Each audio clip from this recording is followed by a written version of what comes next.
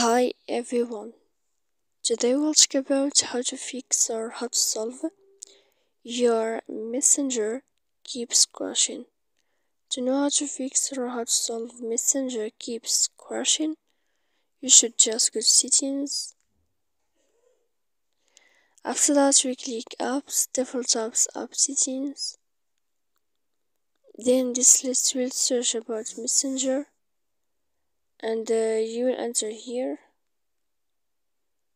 Then we click force stop and we click OK. After that we will enter to storage. Here we click clear cache.